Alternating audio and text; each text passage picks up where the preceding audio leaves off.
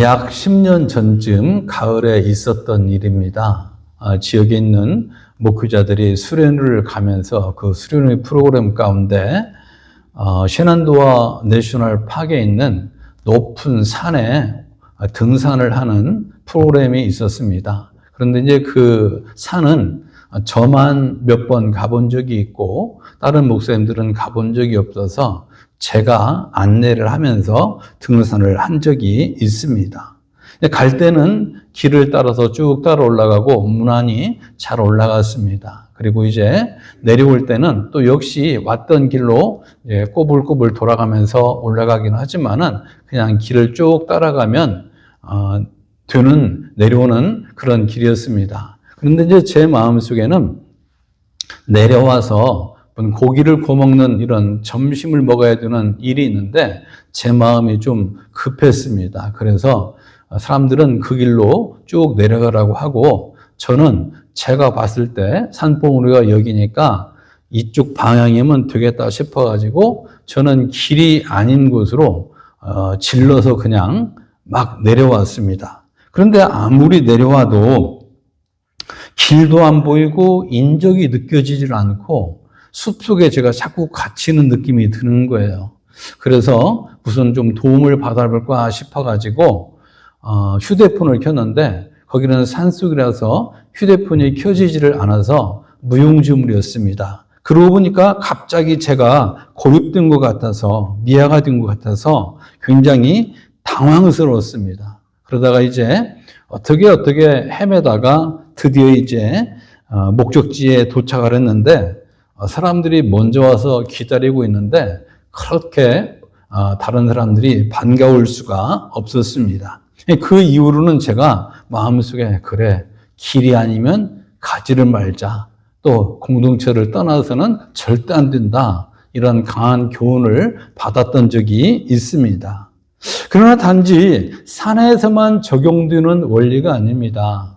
길이 아니면 가지를 말라. 또 공동체를 떠나지 말라. 이런 것이 단지 산속에서만 그런 것이 아니고 신앙생활도 마찬가지입니다. 그런 의미에서 오늘 본문을 중심으로 그리스도인의 교제하는 삶 이런 제목으로 말씀을 나눌 때 성령님께서 저와 여러분 모두에게 들려주시는 음성이 있기를 주님의 이름으로 축복합니다. 성경을 연구하는 신학자나 목회자들이 늘 하는 말이 구약이 없이는 신약을 해석할 수 없고 신약이 없이는 구약을 해석할 수 없다. 이런 말을 합니다. 그만큼 신약 성경과 구약 성경은 서로 상호 보완적인 역할을 한다. 이런 말씀이죠. 이런 말씀을 가장 잘 증명해 주는 대표적인 성경이 우리가 본문으로 삼은 히브리서라고 생각이 됩니다. 여러분들이 알다시피 히브리서는 분명히 신약 성경임에도 불구하고 그 내용을 읽다 보면 구약 이야기 내지는 구약적인 용어들이 아주 많이 빈번하게 등장합니다. 그래서 구약에 대한 선지식이 없으면 참 이해하기 어려운 성경이 이 히브리서입니다. 그럴 만한 이유가 있습니다. 이 히브리서의 1차 수신자는 유대인 내지는 유대교회에서 예수님을 믿기로 개종을 한 초신자 그룹들입니다.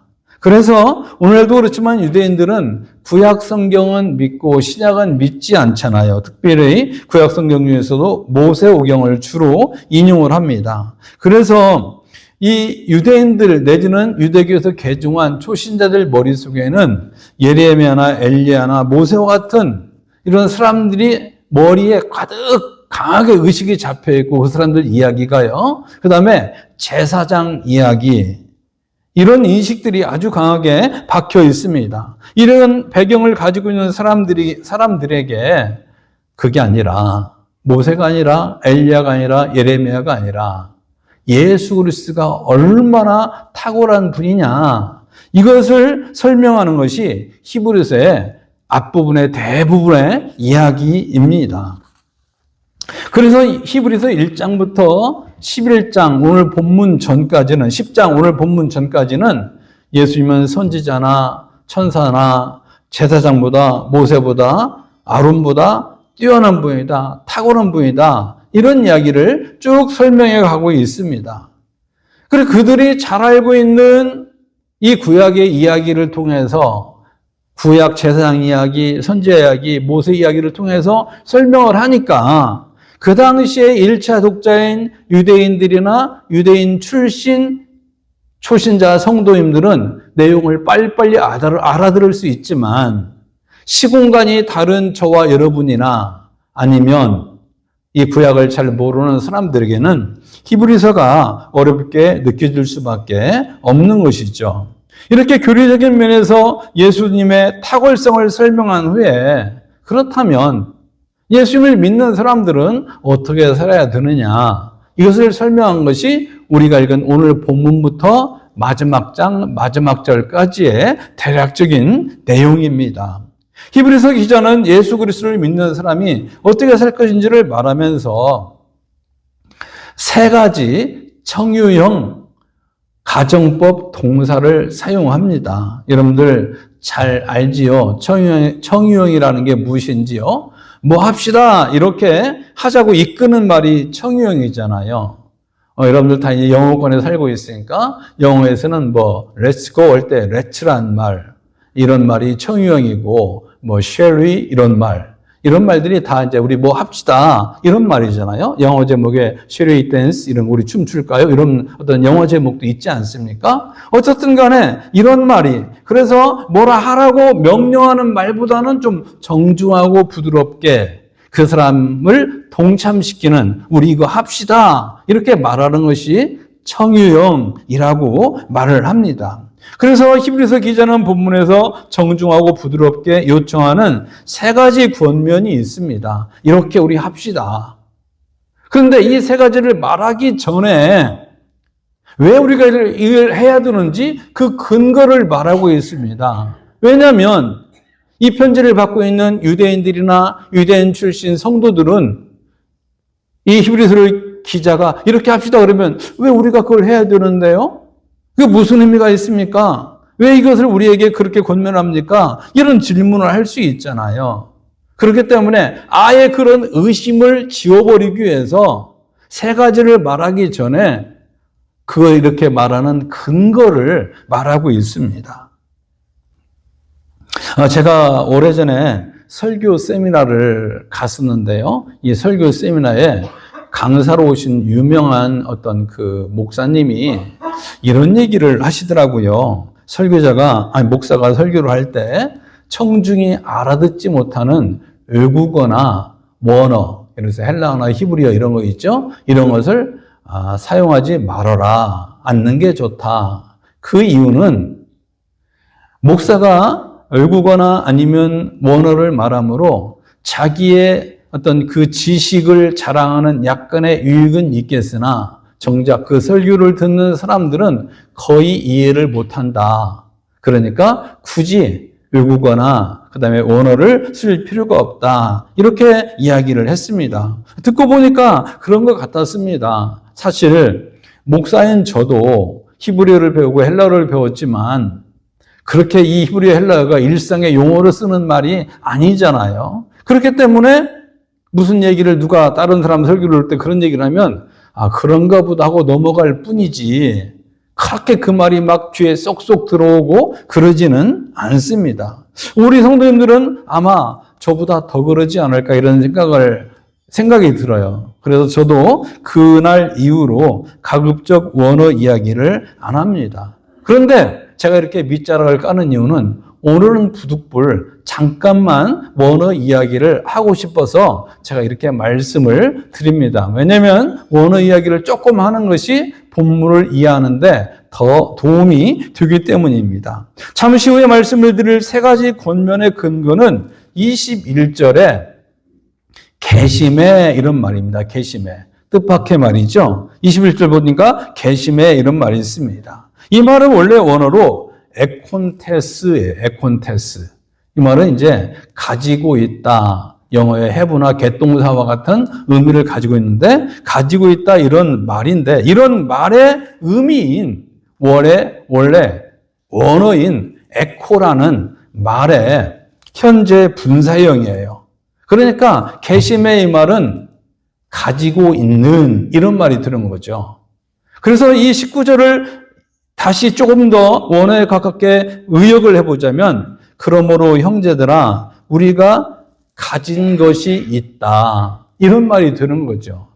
가진 것이 있대요. 무엇을 가지고 있다는 것입니까? 자, 첫 번째는 뭐냐면 19절에 담력 이렇게 이 말이 나와요. 담력. 이 말은 권리라는 말인데요. 우리는 가지고 있는 담력이 있다. 권리가 있다. 이걸 말하고 있습니다. 무슨 담력, 무슨 권리를 가지고 있다고 했습니까? 19절에 보니까 예수의 피를 힘입어 성소에 들어갈 담력, 권리가 있다. 이렇게 말을 합니다. 여러분, 구약시대에는요, 1년에 딱 한 번만 대속죄일에 대제사장만 지성소에 한 번 들어갈 수가 있었습니다. 1년에 두 번도 아닙니다. 그런데 신약시대에 우리 그리스도인들은 하나님 앞에 언제라도 자유롭게 나아갈 수 있는 권리를 얻었습니다. 이것은 구약시대 사람들로서는 상상할 수 없는 일입니다. 다른 말로는 구약시대 사상에 꽉 쪄들어 있는 유대인이나 유대인 출신 성도들은 아니 1년에 딱 한 번 대제사장만 들어가는 하나님의 지성소에 우리 보통 사람들이 날마다 언제든지 다 나갈 수 있다고 깜짝 놀랄 일인 것이죠. 그런데 그런 권리가 어떻게 주어졌다는 것입니까? 20절을 다 같이 읽어보겠습니다. 20절 시작. 화면에 나옵니다. 시작. 그 길은 우리를 위하여 휘장 가운데로 열어놓으신 새롭고 산 길이요. 휘장은 곧 저의 육체니라. 휘장, 저의 육체 이런 말을 들으면 지금 누구 이야기를 하는 것 같아요? 그렇죠. 당연히 예수님 이야기를 하는 거예요. 그래서 마태복음 27장 51절에 의하면 예수님께서 십자가에서 딱 못 박혀 목숨이 딱 떨어질 때, 돌아가셨을 때 성전에 있는 휘장이 위에서 아래로 쭉 찢어져서 이제는 성소와 지성소의 구분이 없어져 버렸습니다. 그 이야기가 나오고 있습니다. 이것은 예수님의 죽음으로 인해서 하나님과 사람 사이에 있었던 장막이 제거되었다. 이런 의미고요. 또 한 가지는 구약시대의 제사제도와 성전의 의미가 이제는 예수님을 통해서 완성되었다.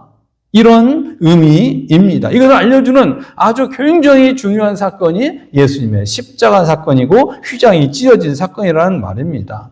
이렇게 십자가에 못 박혀 돌아가신 것이 곧 나의 주됨임을 인정하고 그 예수님을 영접하는 사람에게 하나님은 언제나 하나님 앞에 직접 나아갈 수 있는 파격적인 권리, 파격적인 담력을 주셨다는 말입니다. 그런 의미에서 저와 여러분 모두가 십자가를 지고 부활하신 예수님을 믿음으로 구원받고 언제라도 하나님 앞에 나아갈 수 있는 권리를 누리는 은혜가 있기를 주님의 이름으로 축복합니다. 이런 사람에게 예수님은 하나님 나라에 들어가는 새롭고 산 길이 되는 거예요. 새롭고 산 길이 되는 거예요. 그럼 우리가 가지고 있는 것 두 번째는 무엇입니까? 그러므로 형제들아 우리는 가지고 있는 것이다 그랬는데 뭘 가지고 있다는 거예요? 첫 번째는 담력이었고요. 두 번째는 21절에 나오는 큰 제사장입니다. 큰 제사장을 우리가 가지고 있다. 큰 제사장이 누구라고 했습니까? 예수님이죠. 예수님. 구약시대의 대제사장의 역할과 기능은 여러 가지가 있지만 가장 대표적인 것은 하나님과 인간 사이에서 중보자 역할을 하는 거예요. 구약시대에는 인간이 꼭 제사장을 통해서만 예배를 드릴 수가 있었어요. 소통이 이루어질 수가 있었어요. 하나님과 교통할 수 있었어요. 이게 제사장의 역할이에요.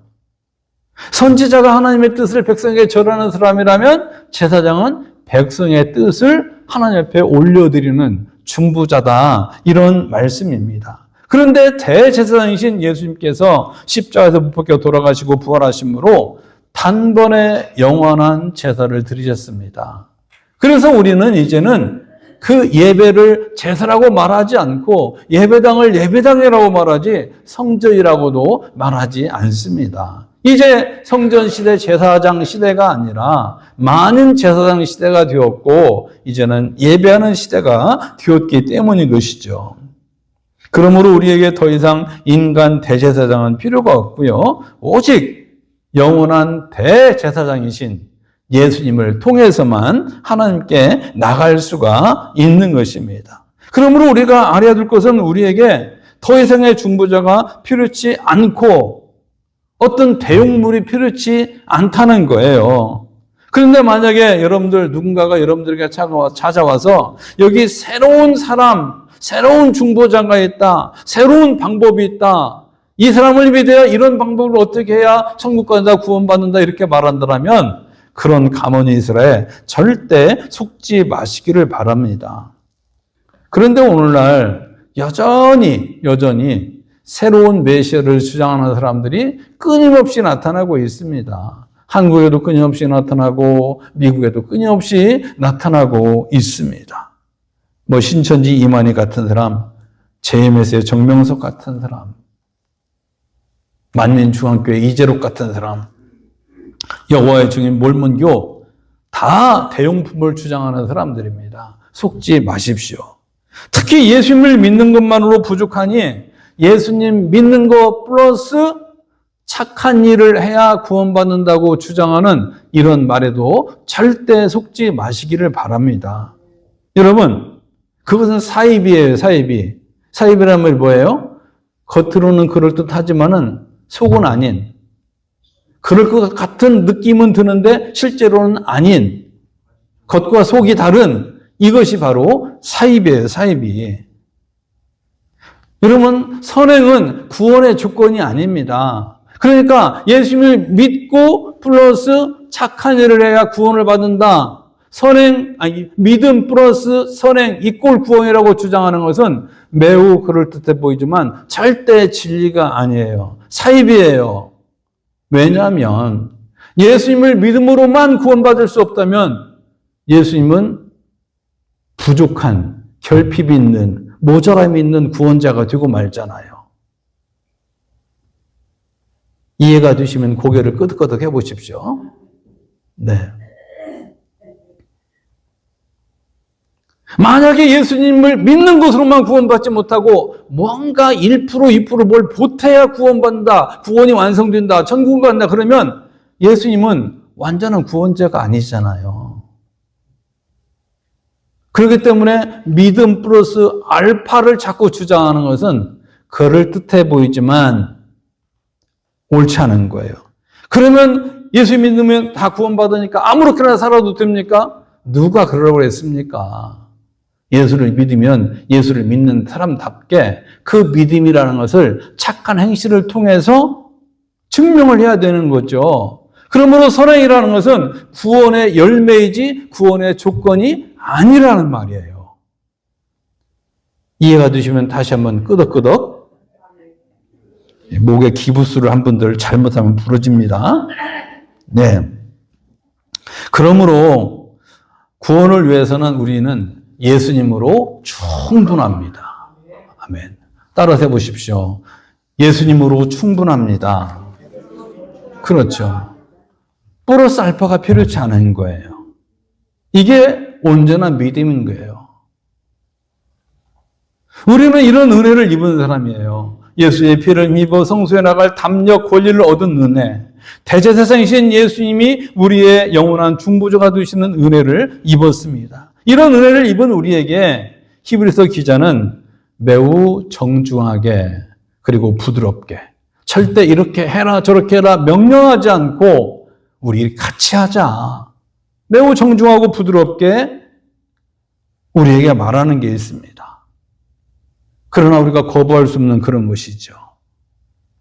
그게 무엇입니까? 참 마음과 온전한 믿음으로 하나님께 나아가자 이거예요. 22절에 나오는 말. 참 마음과 하나님께 나아가자. 예수의 피를 힘입어 성소에 나갈 담력을 얻었으니 우리에게는 영원한 대제사장이신 예수님이 계시니 우리 하나님께 나아가자. 이런 말인 것이죠. 그런데 하나님께 나아가는 데는 두 가지 조건이 필요하다는 거예요. 그게 뭐냐면 참 마음과 온전한 믿음. 의로 나아가자 이렇게 말을 합니다. 무슨 말이냐? 진실치 않은 마음 그리고 의심하는 믿음 이것으로는 하나님 앞에 나갈 수가 없다는 거예요. 매우 중요한 말인 거예요. 믿음으로 구원받는다. 구원의 진리를 단순한 명제로 설명을 하니까 이 말 아주 쉽게 우습게 여기는데 절대 착각하면 안 돼요. 진실한 마음과 의심이 없는 신실한 믿음으로 하나님께 나아갈 수 있는 것이죠.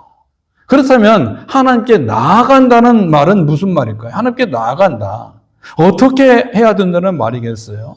본문은 그것을 직접 설명을 않지만 본문의 어떤 흐름, 문맥을 보면 기도와 예배를 통해 하나님께 나아간다. 이것을 말하고 있음을 우리가 알 수 있습니다. 다른 말로는 예수를 믿음으로 구원의 은혜를 입은 사람은 하나님을 예배하고 기도해야 한다. 이런 말씀인 거예요.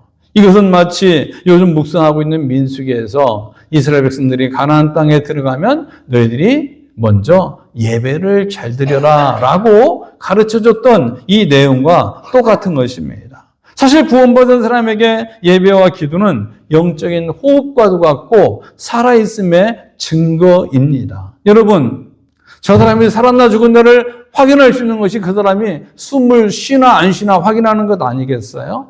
따라서 예배와 기도가 우리의 영적인 호흡이라면 그 사람에게 예배와 기도가 소홀해진다는 것은 영적으로 병들었다는 증거고, 예배와 기도가 아예 없어져 버렸다는 것은 그 사람이 지금 죽었거나 죽음 직전의 사람이다라는 증거일 수밖에 없는 것이죠. 그런 의미에서 저와 여러분은 기도와 예배가 기다려지고 즐거워지고 사모하는 마음이 있기를 주님의 이름으로 축복합니다.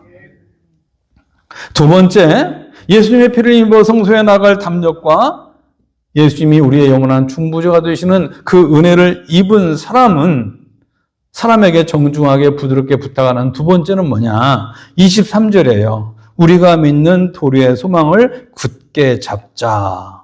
다른 말로는 하나님이 약속하신 종말론적인 구원을 절대 의심치 말고 확신하라. 이런 말씀인 거예요. 이렇게 우리가 구원을 확신할 수 있는 근거는 무엇이냐? 이 약속을 하신 분이 하나님이시기 때문에요. 그러니까 예수를 믿으면 구원받는다, 회개하면 용서받는다, 이것을 우리에게 약속하신 분이 누구라고요?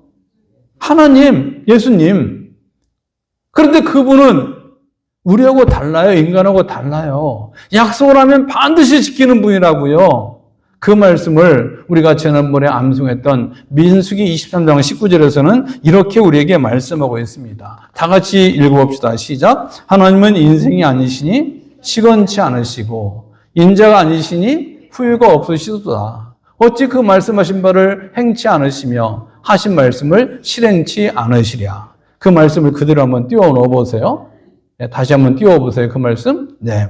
이 말씀을 보면 적어도 하나님은 약속을 반드시 지키는 분이라는 것을 4번이나 말씀하고 있어요. 저 말씀 한번 보세요. 하나님은 인간이 아니시니까 시건치 않는다. 인자가 아니시니까 후유가 없다. 어찌 그 말씀하신 바를 행치 않으시랴. 하신 말씀을 실행치 않으시랴. 한 구절을 통해서 2중, 3중이 아니라 4중적으로 나는 약속을 지키는 여호와다. 이것을 이렇게 강조하고 있는 것입니다. 그러므로 하나님이 믿는 자에게 구원을 주시는 이 놀라운 은혜는 변함이 없는 진리가 되는 줄 믿습니다. 만약에 인간이 구원을 결정했거나 인간의 선행이 구원을 받는데 1%라도 만약에 플러스 첨가되어서 구원이 완성되었다면 그 구원은 취소되거나 변질될 수밖에 없습니다. 왜냐하면 만약에 1%라도 보탰다면 그 1%를 보탠 인간이 너무나 변덕스럽기 때문에 그래요. 그렇잖아요. 여러분, 내가 1%를 보탰는데 1% 보탰던 내가 마음이 변해버렸어. 내가 취소하고 싶어. 보탠 것을. 그러면 그것은 완전한 게 아닌 것이 되잖아요. 구원이 그렇다는 거예요. 만약에 그렇다면. 그러나 인간의 구원은 전적으로 변함없는 하나님의 단독 사역, 하나님의 100% 하나님만이 이루신 일인 줄 믿으시기 바랍니다. 그 구원만이 변함이 없는 구원이 되는 거예요.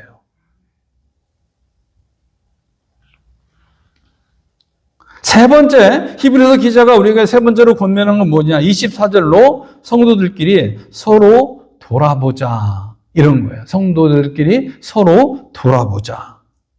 이것은 한 공동체를 이룬 성도로서 내가 속한 공동체에 관심을 가지고 책임의식이 있어야 된다. 이런 말씀이에요.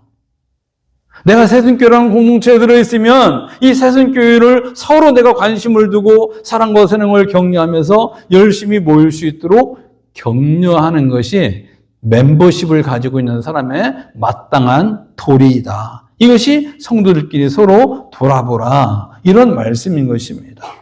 그래서 오늘 말씀에 보니까 그날이 가까울수록 더욱 그리하자 그랬습니다. 그날은 종말을 가리키는 말이에요. 종말이 가까울수록 우리는 더욱더 격려하고 관심을 갖고 이끌어줘야 된다. 이런 말씀인 거예요. 왜냐하면 종말에 되면 사랑이 식어지리라 그랬잖아요.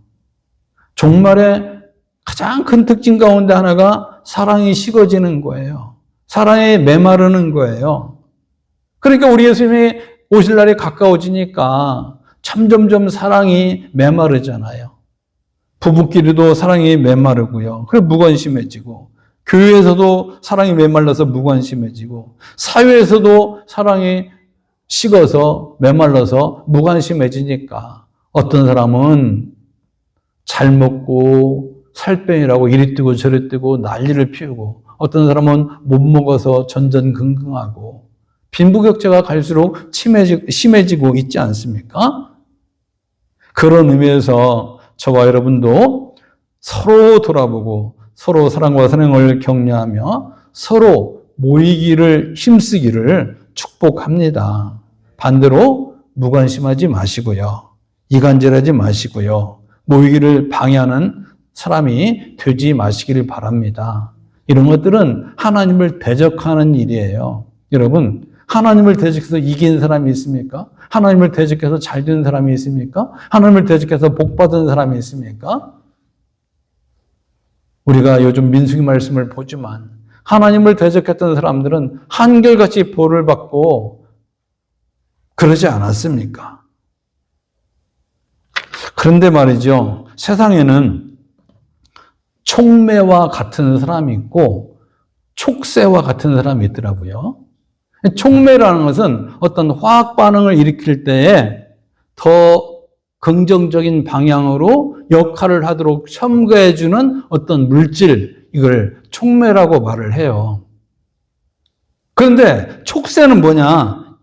이 촉새는 여러 가지 새 종류의 하나인데 동작이 재빠르고 잘 돌아다니면서 짹짹짹짹 수시로 왔다 갔다 하면서 짹짹짹짹 이게 이런 특징을 가진 새가 촉새라는 새입니다. 그래서 이런 새, 촉새의 특징 때문에 사람도 여기저기 돌아다니면서 말 옮기기 좋아하고 무슨 일이 있으면 입이 근지러워가지고 가만히 못 있는 이런 사람을 우리가 흔히 촉새라고 말하지 않습니까?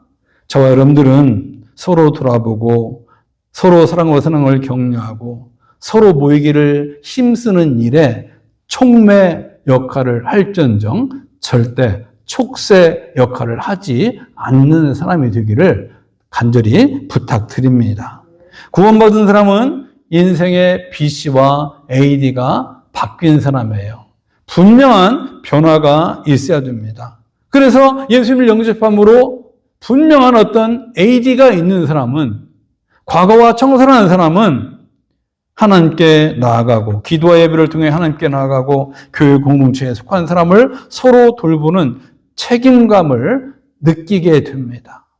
그래서 우리가 예수를 믿기 이전에, 영접하기 이전에는 또 교회라는 것이 어떤 소셜 커뮤니케이션을 위해서 잠깐 왔다 가는 곳, 와도 그만, 안 와도 그만, 이 정도로만 인식이 되었다면, 내가 예수를 믿고 구원받고 보니까 저 사람도 그렇게, 이 사람도 그렇게 소중한 사람이구나. 나의 예수 그리스도가 똑같이 피 흘려서 저 사람을 건졌구나, 구원했구나. 이것 때문에 우리가 사람을 보는 눈이 달라지잖아요. 그래서 서로 돌보는 거예요. 관심이죠, 관심. 사랑과 사랑을 격려하는 거예요. 모이기를 힘쓰는 거예요. 이게 고급진 말로 성도의 교제라는 거죠. 성도의 교제.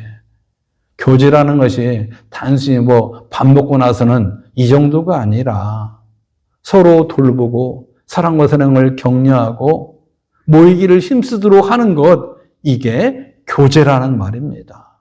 관심이 있어야 아픈지 안 아픈지 뭐가 필요한지 알 거 아니겠어요? 그래야 사랑과 사랑을 우리가 실행할 수 있지 않겠습니까? 이런 교제가 강화됨으로 저와 여러분의 삶이 더욱더 풍성해지기를 주님의 이름으로 축원합니다.